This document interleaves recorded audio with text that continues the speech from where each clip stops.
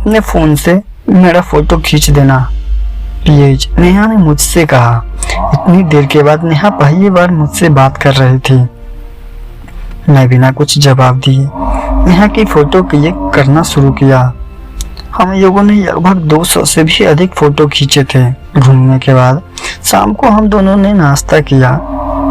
उसके बाद पटना वापस आने वाली बस पर बैठने के लिए जा रहे थे। उसी बीच नेहा ने मुझसे कहा, राजीव तुम मेरा फ़ोटो सेंड कर देना। ओके मैंने कहा। नोट करियो मेरी व्हाट्सएप नंबर, नेहा नंबर देते हुए बोली। जिस वक्त नेहा मुझे अपना व्हाट्सएप नंबर दे रही थी उस वक्त अभिषेक और खुशबू वहाँ पर नहीं थे। वो दोनों पटना जाने वाली बस की टाइम टेबल पूछ रहे थे। फाइनली हम लोगों ने एक बस पर जाकर बैठा जो लगभग 20 मिनट बाद वहाँ से पटना के लिए रवाना होने वाली थी। बस पर बैठने के बाद नेहा हम लोगों से अलविदा लेकर अपनी हॉस्टल चली गई। हम लोग पटना, मैं वापस पटना आ चुका था। अपने कैमरे में आया और राजगीर में खींची सभी फोटो को मैंने नेहा को व्हाट्सएप कर दिया। इसके बदले में नेहा ने थैंक्स में रिप्लाई भी की। मैंने भी थैंक्स का वेलकम के साथ रिप्लाई किया। उसके बाद हम लोग अपने अपने काम में लग गए। यूं कहें सभी लोग अपने पढ़ाई में व्यस्त हो गए थे। फिर एक सप्ताह बाद व्हाट्सएप पर नेहा का मैसेज आया, हाय राजीव। नेहा ने मैसेज देखकर मैं बहुत खुश हुआ। फिर मैंने भी हेलो लिखकर सेंड कर दिया। मेरी इसी हेलो की वजह से हम दोनों के बीच बातचीत शुरू हो गई और इस तरह से राजगीर में साथ घूमने के बाद एक सप्ताह बाद हम दोनों के बीच बातचीत शुरू हो चुकी थी। बातचीत तो व्हाट्सएप पर शुरू हो गया था। कुछ दिनों बाद हम लोग एक नॉर्मल दोस्त की तरह बातचीत करने लगे, मगर कुछ दिनों बाद मुझसे अपने दिल की निजी बातें भी शेयर करने लगी थी। मैं भी उससे दोस्तों से कुछ ज़्यादा समझने लगा था, मगर उस वक्त ऐसा नहीं लग रहा था कि मुझे उससे प्यार हो गया है। अब उसे व्हाट्सएप मैसेज के अलावे कॉल पर भी घंटों बातें होने लगी थी, मगर इसके बाद में अभिषेक और खुशबू को कोई जानकारी नहीं दी थी। उसे यह मालूम नहीं था कि राजगीर के बाद हम दोनों एक दूसरे से व्हाट्सएप पर चैट और कॉल पर बातचीत करना शुरू कर दिए हैं।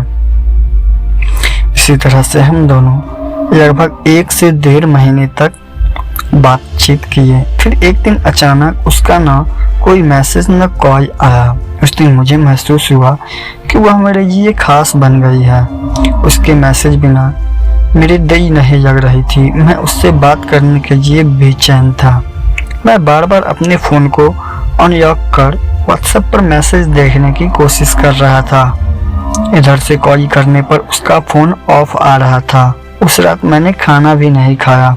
अभिषेक मुझसे पूछता रहा, यार आज तुम्हें हुआ क्या है, इतने सैड क्यों दिख रहे हो, मगर मैंने उसकी प्रश्नों का उत्तर देना उचित नहीं समझा। इसी तरह मैंने रात काटी। सुबह जैसे ही मैंने फ्रेश होकर वॉशरूम गया, उस वक्त मेरे व्हाट्सएप पर एक मैसेज आया। वह मैसेज नेहा की थी। मैसेज देखकर मैं बहुत खुश हुआ। ऐसा लगा जैसे बरसों से बिछड़े हुआ प्यार मिल गया हो। फिर हमारी बातचीत शुरू हो गई। नेहा ने बताया उस रात उसका फ़ोन किसी दोस्त के पार्टी में छूट गया था, जिसके कारण अगले दिन वह वापस जाकर फ़ोन लेकर आई। मैंने भी नेहा से उससे बात न होने की वजह से अपना सारा दुख दर्द उसे बताया। मैंने यह भी बताया कि तुम बात न करने की वजह से कई रात मैंने खाना भी खाया। बस यही सारी बात तुम्हारे बारे में सोचता रहा, तुम्हें मिस करता रहा। इस पर नेहा बोली, यार ऐसा मत मिस किया करो वरना मुझे भी तुम्हें मिस करना पड़ेगा। नेहा की ये बातें सुनकर मैं बहुत खुश हुआ। उस दिन के बाद हम दोनों के बीच बातचीत और ज़्यादा बढ़ गई। एक दिन मैंने अपने दोस्त अभिषेक को बताया, यार मैं नेहा को पसंद करता हूँ, मुझे उससे प्यार हो गया है। 1 मिनट, कहीं तुम खुशबू फ्रेंड की नेहा के बारे में बात तो नहीं कर रहे हो? अभिषेक ने आश्चर्य होकर पूछा। मैंने कहा, हाँ यार मैं उसी के बारे में बात कर रहा हूँ। अबे चूतिए, उसका एक बॉयफ्रेंड भी है और सुन, उसका बॉयफ्रेंड आर्मी में है। सालिया जिस दिन उसके बॉयफ्रेंड को जान गया ना,